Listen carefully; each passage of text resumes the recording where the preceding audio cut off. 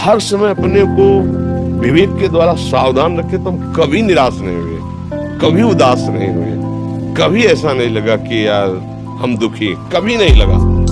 उसी का फल है कि उस सुख का संकेत मिल गया जहां दुख की निशानी भी नहीं। वही उसी के बच्चे हो, हम सब उसी धातु से बने हुए हैं। हम इतना क्यों परेशान हो जाते हैं? हम ये देखते हैं अपने लोग थोड़ी बात बिगड़ गई परेशान, नहीं बिगड़ी तो बिगड़ जाने की संभावना में परेशान है। आज सुख है लेकिन कल सुख छिन जाएगा तो हम आज के सुख में सुखी ना होकर कल के दुख की आने की संभावना में हम भयभीत हो। अब क्या हमारी सोच रह गई?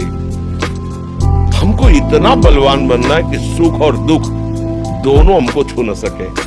भारी से भारी सुख की व्यवस्था है तो अहंकार नहीं। हर्षित होकर किसी का अपमान न करे कि हम धनी, हम पदाधिकारी, अमुक। भारी से भारी दुख आया तो हमें किसी के सहयोग की जरूरत नहीं। हम फिर अपने कदम बढ़ाएंगे, हम फिर जुड़ी हुई अपनी भावनाओं को सजाएंगे। मस्त जीवन, एकदम तुम अविनाशी के बच्चे हो। शेर का बच्चा भेड़ों के बीच में फंसकर म्यों म्यों बोल रहा है, बस अगर दहाड़ना सीख जाए तो कोई भी उसे परास्त नहीं कर सकता। ऐसे भगवद अंश तू प्रपंच में फंसकर अपने को इतना दीन क्यों देख रहा है? तू ऐसा है कि भगवान के दिव्यास्त्र में भी ताकत नहीं तेरे को मार सके। तू अविनाशी का अविनाशी बच्चा है। विनाशी भोगों को, विनाशी शरीर को मैं मान के इतना भयभीत, इतना दुख ठीक नहीं। ये सबके लिए, केवल एक के लिए नहीं। आप समझो, आप लोग सोचते हैं हम गृहस्थ होकर भला ऐसी स्थिति कैसे? जनक जी सुखदेव जी के गुरु हैं और राजा हैं, महल है, रानियां हैं, नौकर है, चाकर।